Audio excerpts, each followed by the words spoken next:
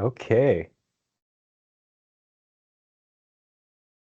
Well, good morning, everybody, and welcome to NTG Clarity Networks Inc.'s third quarter 2024 earnings conference call.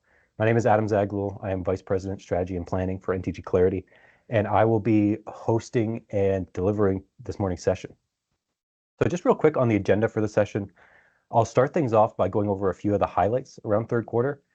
We'll then go a little bit into NTG story, who we are, what's the market that we operate in, just for a little bit of background. I'll take you through some more of a deeper dive into the financials coming out of third quarter and the results.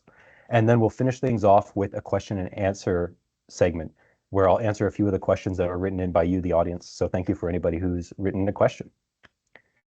So just a quick note that the full report, so that's financial statements, as well as management's discussion, is uploaded both to SEDAR and to our website, ntgclarity.com. The purpose of this presentation is just to summarize and give a little bit of the highlights around the information that's already been reported there.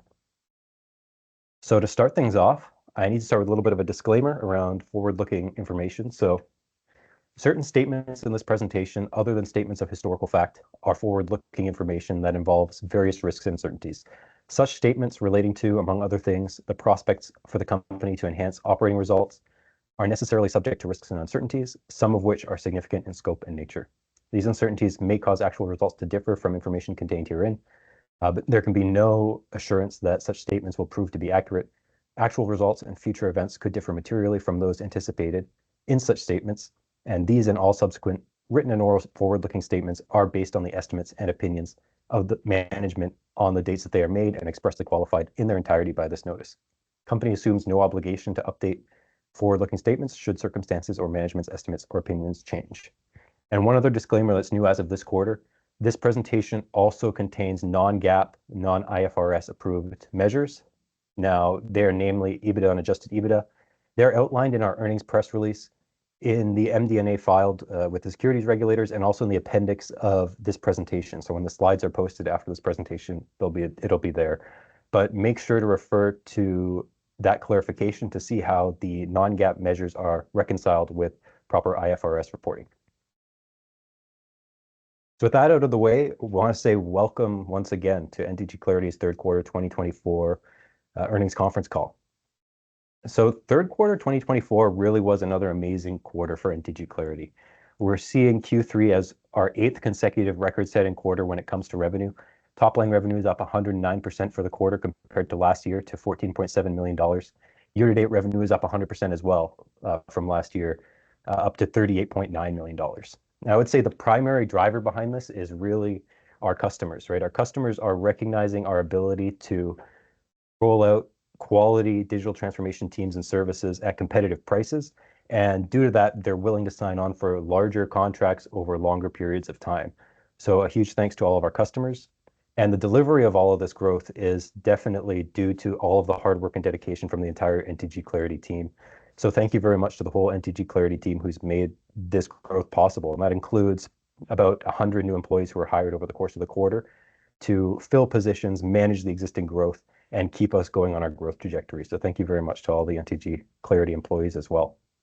But like I mentioned, Q3 is our 8th consecutive quarter of record-setting revenues.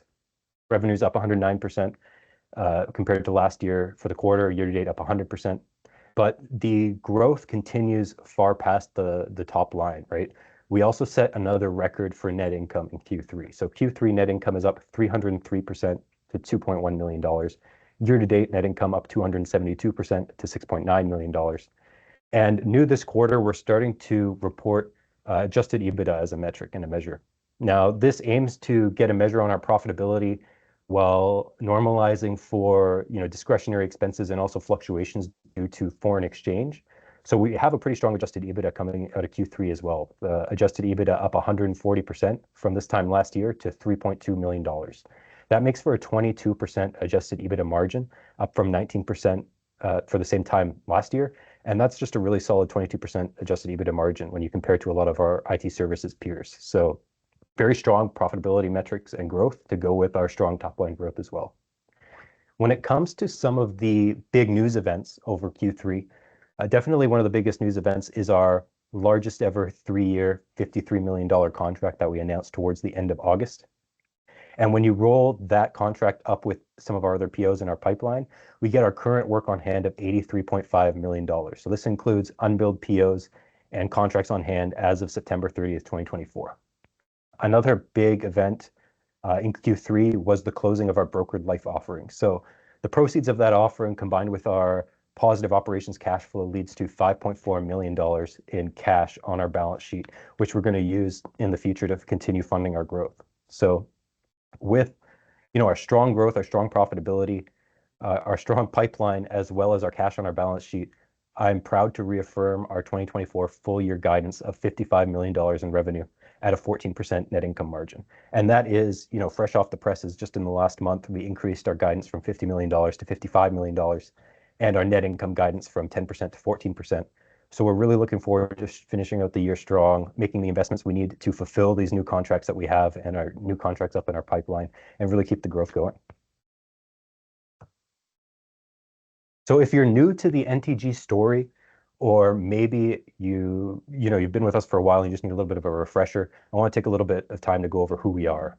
So NTG was founded in 1992, and we've been performing IT digital transformation services and solutions for more than 30 years now. Recently, we've been focusing our efforts specifically in the Kingdom of Saudi Arabia, where we've also been operating for more than 20 years, servicing our large tier one, telecommunications, finance, and government department customers. With more than 20 years experience in the market, our team has definitely been able to build relationships with the CEOs, CTOs, and other decision makers in a lot of the large technical organizations, and been able to drive the growth that we've been seeing just through brand recognition and a recognition of the quality services that we provide for sure. One thing that definitely differentiates us from a lot of other IT services companies, especially companies that are trying to operate in Saudi Arabia, is our workforce based out of Egypt. So our workforce right now, we employ over 900 IT network and engineering professionals. But the majority of them are based out of Egypt. And when you think about outsourced IT digital transformation services, you can think about, or at least you would usually think about, offshoring to places like India or the Philippines. But like I mentioned, our workforce is based out of Egypt, which means that when we're working for our customers based out of Saudi Arabia, our workers often speak the same language, they're in the same time zone, and in general have the same cultural background as a lot of our customers in Saudi Arabia. So that turns out to be a very strong value proposition in, productivity and performance for our offshore workforce, while of course still having a lower cost base than workers hired locally in Saudi Arabia. And a final piece that differentiates us and is very, very hard to replicate is we've been working in Egypt, our delivery center, for more than 20 years as well. And we've come to be known as, one of the top employers in the technology space, especially an employer that can get you a job, overseas in Saudi Arabia where a lot of people want to work. And we're also very committed to upskilling and education of, both the community at large, but also, of course, our employees. So we run, programs like the NTG School, where there are 2 schools now in Egypt that run dual secondary school technology curriculums with time donated by NTG to prepare new secondary school students for potential jobs in the technology field. But we also run NTG academies for university students and university new grads, just topping up their skills and getting them ready for work in digital transformation. So we've essentially created a large pipeline of talent through all this community involvement that we're engaged in Egypt as well. When it comes to what specifically we do, our business is broken down into 2 lines. The first is the majority of our business, about 97% as of Q3. That's outsourced software development services. So this is basically one of our customers. It could be a large telecommunications operator, could be a large bank or government department.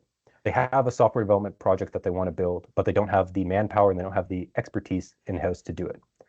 So NTG will contract out its own employees to work for this customer, and it ends up being, more cost effective, but also easier for our customers to outsource this IT service department to NTG instead of building it up from scratch themselves. So in terms of what's actually performed, it is anything to do with the software development lifecycle. So that could be front end, back end, full stack developers, architects, analysts, designers, QA testers, project managers. Really anything that's needed for the software development process can be contracted out to NTG. And the work itself can be performed either on site at our customers' offices, usually in Saudi Arabia, but also offshore from our Egypt offshore center in Egypt. And that's especially notable because offshore services account for 37% of our revenue. And that's up from 0 back in 2021 when we first established our Egypt offshore center. So offshore services are growing extremely rapidly. Another 60% of our revenue comes from those on-site services, so it still is the majority of our revenue. Now, the balance of the revenue, that remaining 3%, comes from the second line of business that we have, which is our proprietary software products and solutions, namely NTG Apps, which is our flagship digital transformation platform. We build NTG Apps as a way for our customers to either deploy ready-made or build themselves from scratch enterprise-grade applications to help with their day-to-day operations. And some use cases examples are, a full-scale end-to-end enterprise resource planning platform. NTG Apps can be used as that, but it can also be used as more niche use cases like IT ticketing or telecom network service management, telecom field service management, those kind of things. The main selling points around NTG Apps are, one, customizability.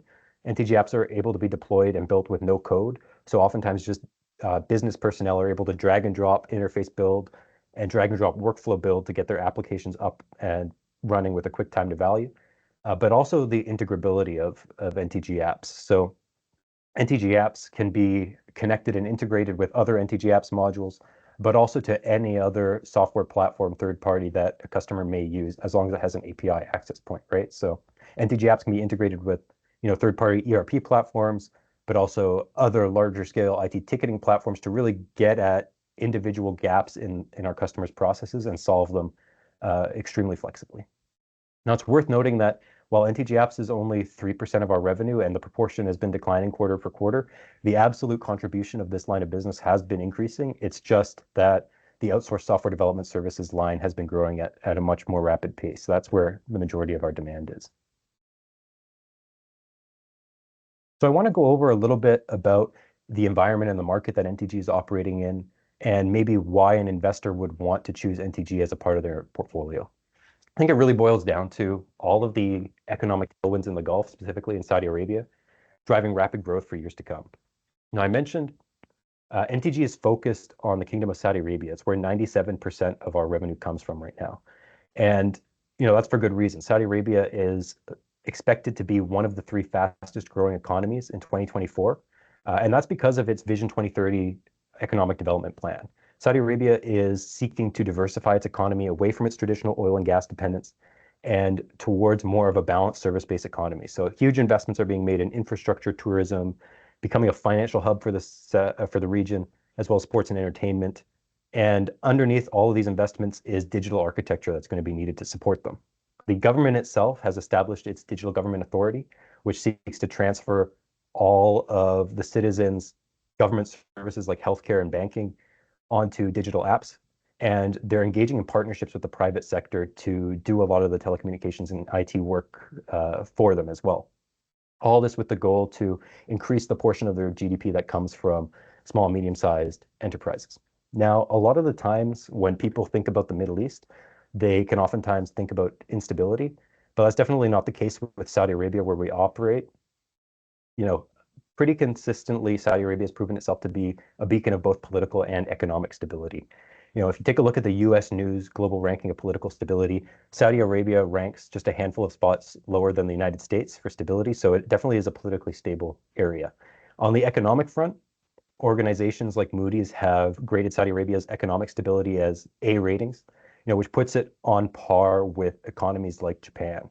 So all in all, Saudi Arabia is an extremely fast growing economy, and it's extremely politically and economically stable. And as a result of that, we're starting to see many multinational companies choosing Saudi Arabia as their regional headquarters. More than 180 of these companies have moved their regional headquarters to Saudi Arabia just in the first half of 2024.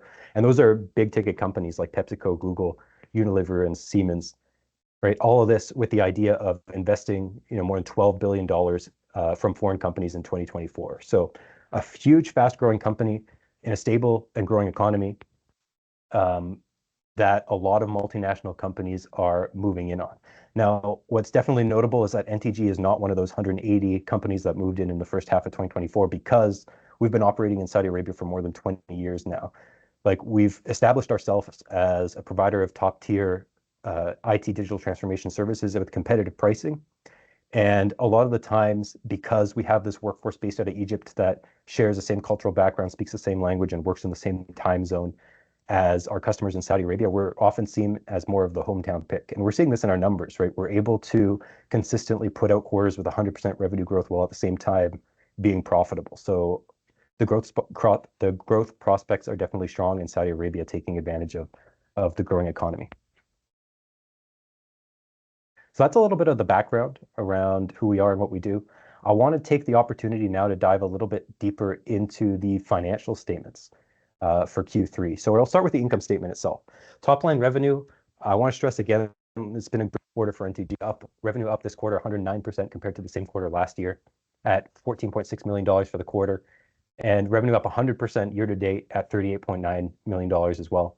When you take a look at cost of sales and gross profit, our gross margin ended up being about 38% for the quarter. Now, it's important to keep in mind that for NTG, our gross margin can fluctuate depending on a couple of factors.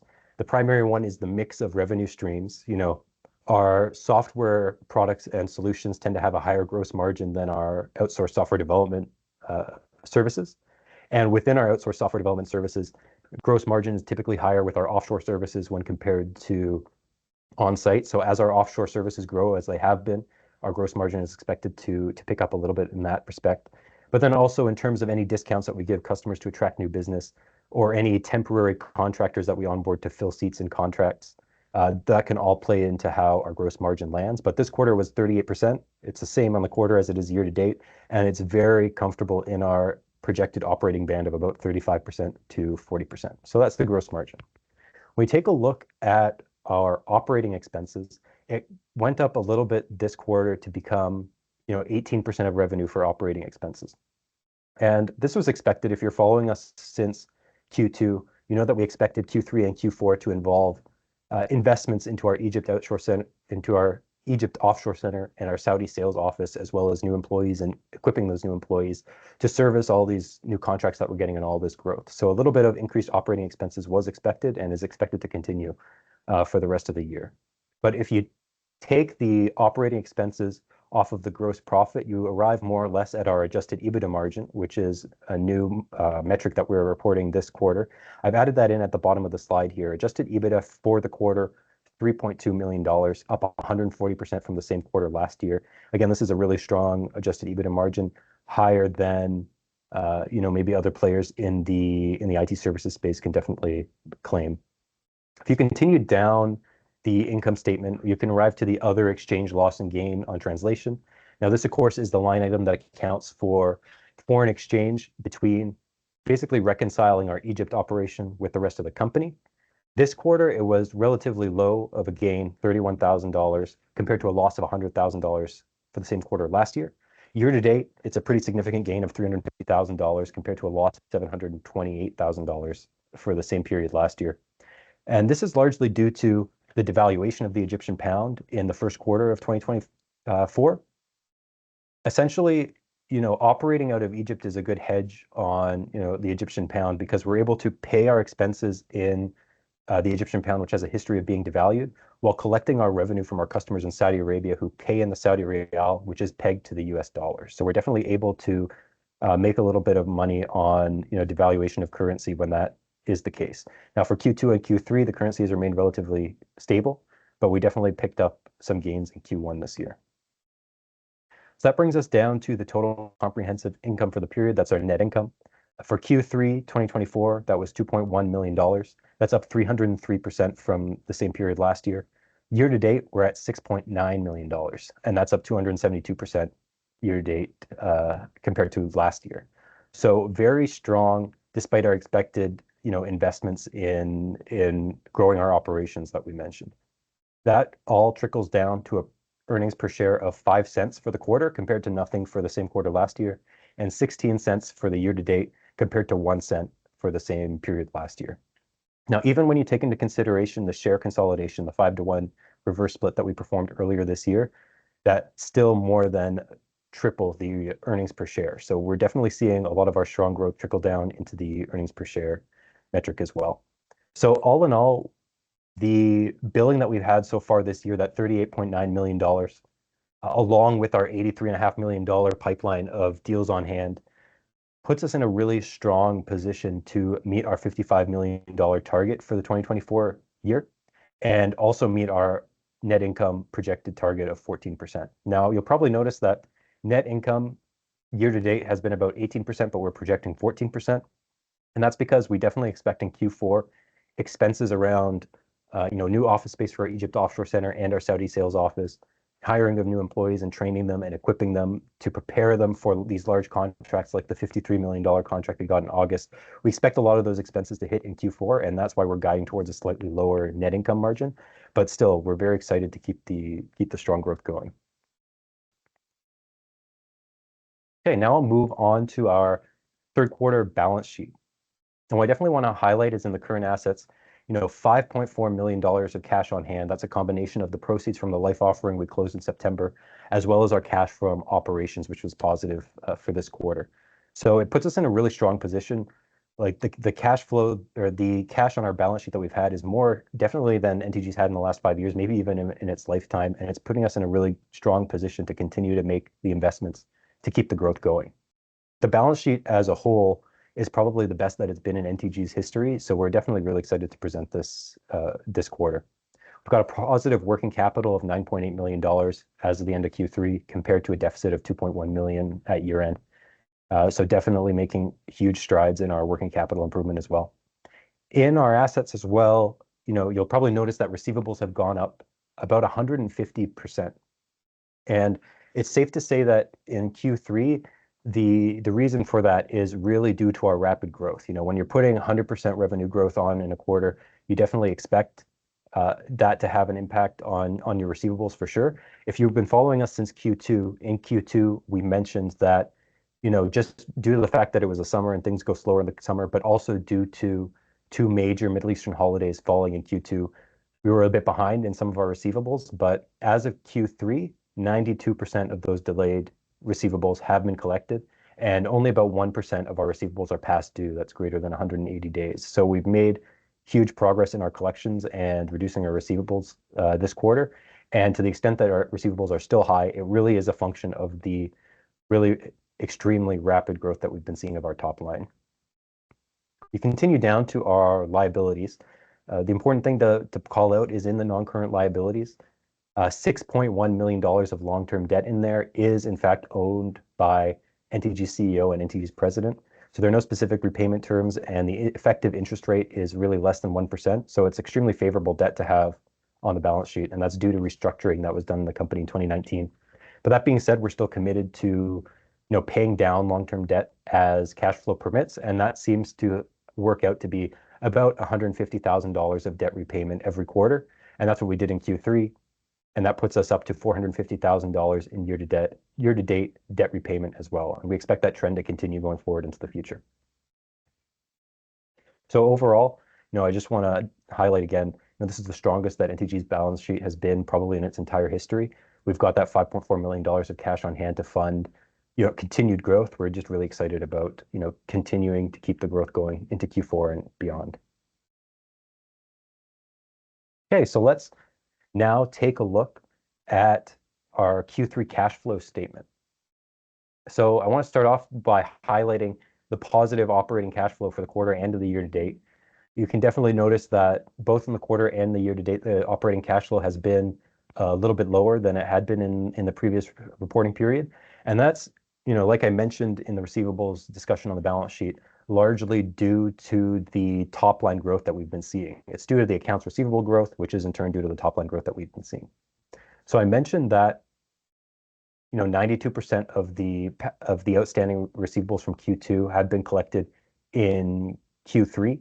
That amounted to $13.1 million of collections in Q3, which is our highest ever quarterly collections.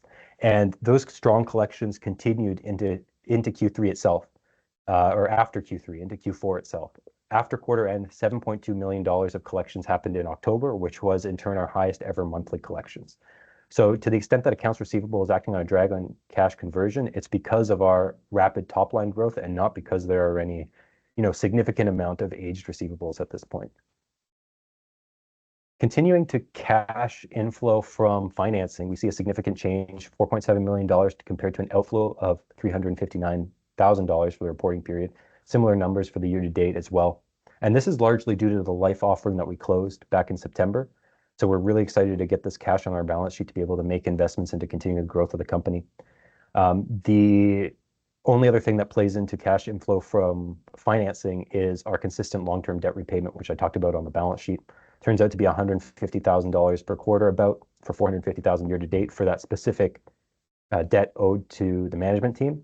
All in all, year to date, we've reduced our long-term debt by $540,000, which we're very excited about. And that takes us to the cash outflow from investing. Now we're seeing pretty similar numbers of outflow from 2024 to 2023. 2024 is a little bit less of an outflow, and that's primarily because as of the end of 2023, we stopped capitalizing the development of our NTG Apps proprietary software product, and that's due to it reaching more or less a steady state in late 2023. Should customer requests come in the future, we can start development up again and potentially capitalize a little bit more, but we haven't seen the need during this quarter. So all in all, I only want to say is, this quarter has been really strong. We've seen some cash flow come through. We're still cash flow positive from operations. We expect, accounts receivable to still act as a drag on our cash conversion over the next little while as we continue our growth trajectory. But all in all, collections have been extremely strong. We're really excited about continuing to break our record for collections month after month and quarter after quarter. And now that we have this cash on the balance sheet, we can make some key investments into, even further growth and taking full advantage of what the market in Saudi Arabia has to offer. So that concludes the presentation portion of this session. I now want to open up the floor to questions. So I got a lot of questions from investors and viewers like you. So thank you to anybody who's written in a question. I'd now like to invite Ali Farouk, an analyst from NTG Clarity, onto the stage to read the first question, please. Ali, over to you.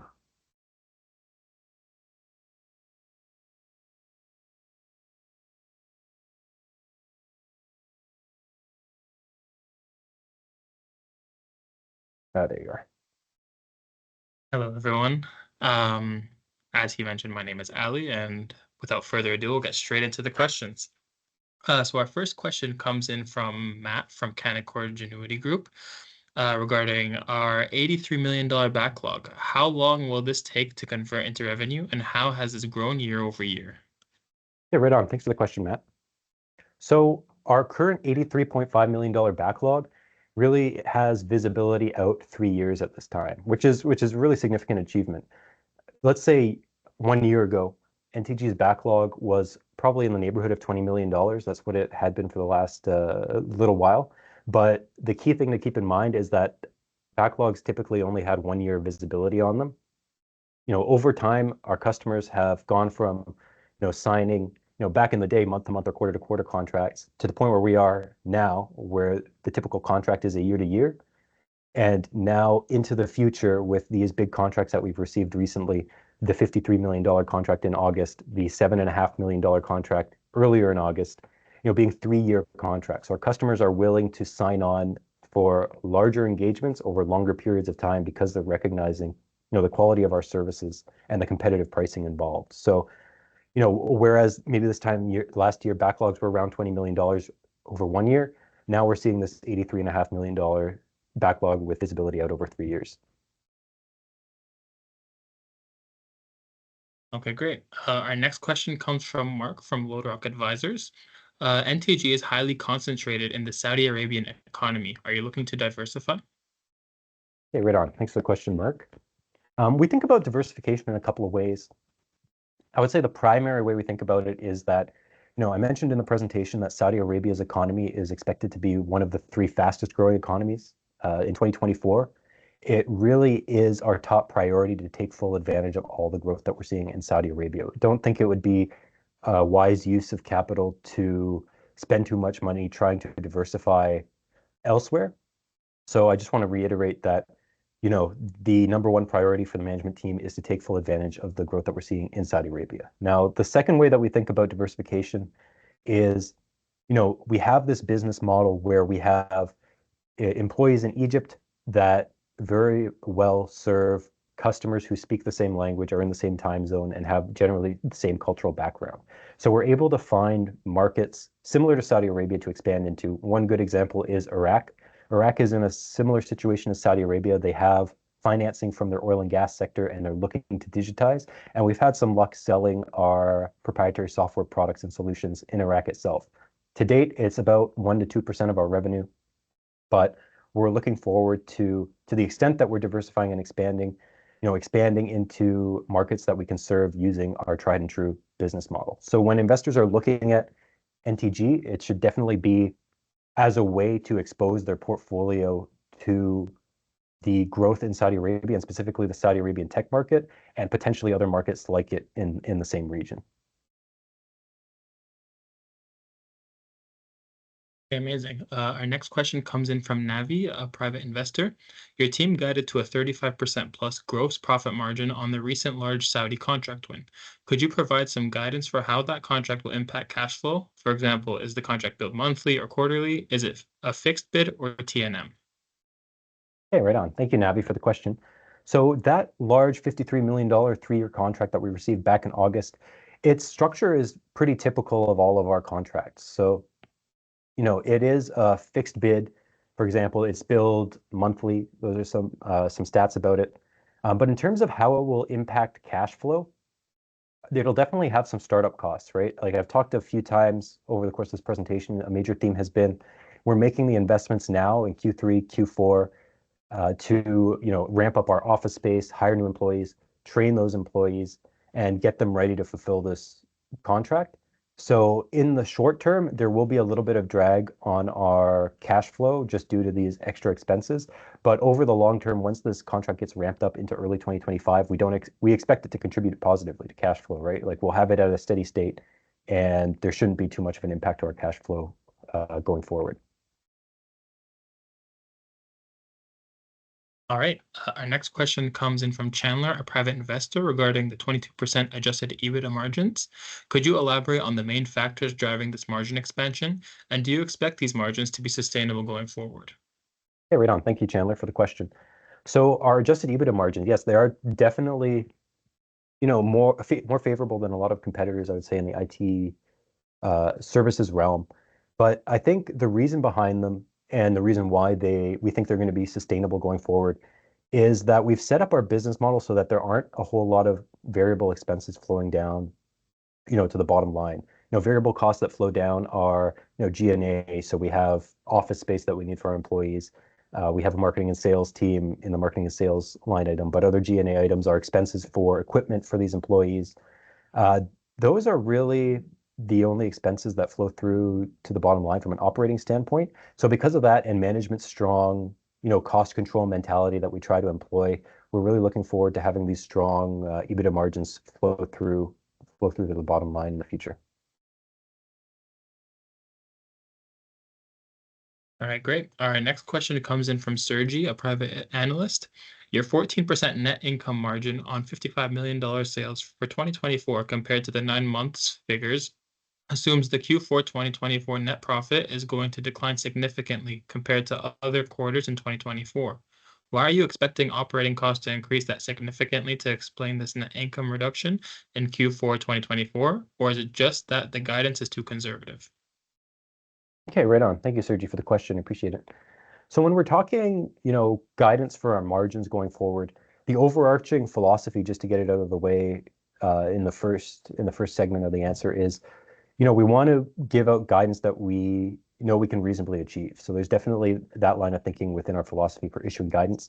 That being said, a big theme, like I mentioned in one of the previous questions for this quarter, is trying to be as transparent as possible around the investments that we're making to expand our operations to service, the larger volume and larger sizes of contracts that we've been getting. That $53 million contract in August is a prime example. So we definitely are expecting some expenses to come through in Q4 around investments into office space and renovations of the office space and equipment for our new employees, as well as hiring and training employees for a few weeks to months before they're ready to be placed with customers, especially on that large new contract. So as we ramp up over the next few months, we're definitely expecting some expenses to come through. And that really is the reasoning behind, maybe a little bit of a reduction of guidance for this year, the second half of 2024. All right. Our next question comes in from Sharif, a private investor. What effect do you expect the change of the Egypt segment business model to have on the ability to compare the segment's quarter to previous quarters? Okay, right on. Thank you, Sharif. So yeah, that's a really interesting question. So just for context, back in 2021, management made the decision to transition NTG Egypt to more of a pure delivery center for our offshore and outsourced software development services. So what's involved in that is, if you'll compare the Egypt segment reporting to the Canada segment reporting, the Egypt segment's revenue has definitely dropped recently, down from its, more traditional 10 to 12% contribution down to probably about 1 or 2% where it is now. But that's totally expected, right? Like we want to, again, engage in the strategy where we're collecting as much revenue as possible in strong currencies like the Saudi Riyal pegged to the US dollar, and paying as much of our expenses as possible into the Egyptian pound, which has a history of being devalued itself. So as we continue on through time, you can expect, lower revenues from Egypt and higher expenses, but at the same time, higher revenues from the Canada segment, as well as lower expenses as well. So I think to answer your question, Sharif, the proper way to look at our financials is now to pay more attention to the consolidated financials, definitely, because, if you look at Egypt compared to Canada, you're going to see Egypt's finances being, low revenue, high expense, as is expected from a delivery center, and the opposite to be the case for the Canada segment, which is where most of our sales are booked. All right. Our next question comes in from Matt from Canaccord Genuity Group regarding the 2025 guidance. Can you provide any detail around this and or any other large contracts or commitments in the pipeline? Yeah, okay, right on. So in terms of 2025 guidance, we definitely want to, well, I guess when it comes to strict 2025 guidance, the plan is we're going to release, like we did last year, some more in-depth guidance around Q1. But that being said, we expect to see continued momentum and growth from the Saudi Arabian market as we've been seeing this year. I mentioned in the presentation, Saudi Arabia is one of the 3 fastest growing economies in the world, or at least expected to be in 2024. Our customers are really, recognizing our ability to mobilize digital transformation teams effectively and at a competitive price. And we're starting to see growth pick up like we've never seen before, right? Posting 100% quarterly growth is a really amazing feat. So I can give directional guidance, and that is that we expect the growth to continue, but stay tuned for Q1 when we expect to be able to put out some more in-depth guidance for 2025. All right, great. Our next question comes in from Mark from Loderock Advisors. Do you think there will be any more dilution? Hey, right on. Thanks, Mark. So in terms of dilution, right, like we're finishing off Q3 with about $1.6 million in cash flow from operations. Combine that with the net proceeds from the life offering that we closed in September, we end the quarter with $5.4 million on the balance sheet. Like we're really confident that we've got the cash that we need to keep the growth going into 2025 and potentially beyond. So we don't really see the need for, capital raising or any more dilution anytime in the near future. All right. Our next question comes in from Navi, a private investor. Outside of working capital investment, what is the company's plan for free cash flow? Dividends, increased salaries for management, share buybacks? Hey, right on. Thank you, Navi. So like our plan for cash flow primarily is, I know you said outside of working capital investment, but that is the primary plan. Like our number one priority is to reinvest as much as possible into the company to be able to continue on the growth trajectory that we're on right now. We really want to take full advantage of the growth that we're seeing in the Saudi Arabian market. Now, when we get outside of working capital investments, I can knock off, management salaries. Our goal is to keep management salaries in line with what's standard for the industry, and that's set by and reviewed by the independent compensation committee on our board of directors. So no plans to blow out management salaries from that perspective. But when you talk about, other plans like dividends and share buybacks, I want to, double down on what I was saying towards the beginning of the answer to this question, which is, if we have the option to allocate capital towards, expanding our Egypt offshore center and our sales center and hiring more salespeople, hiring and equipping employees to be able to fill future contracts faster, that is where we want to allocate the capital. Right now, dividends and share buybacks don't really seem like they'd have the same return on investment as just straight reinvesting into the company's operations would have, at least at this point in time. So, outside of that, we're going to continue on our debt repayment schedule, which is probably a higher priority, definitely, than dividends and share buybacks. So that, $150,000 a quarter, or maybe a little bit more in total long-term debt repayment, that's still on the plan as cash flow permits. But again, number one priority is to invest as much as possible into continuing our growth. All right, great. Our next question comes from Sergi, a private analyst. In the Q2 report, you said that in July, the company collected $6 million in receivables, which is 50% more of what was projected. Why am I not seeing this in the cash flow for this quarter? Yeah, okay. Thank you, Sergi. So the cash flow is definitely, like we mentioned back on the cash flow tight, a little bit dragged by the increase in receivables. I know it can kind of be a head scratcher, right? Like we're seeing these record collections.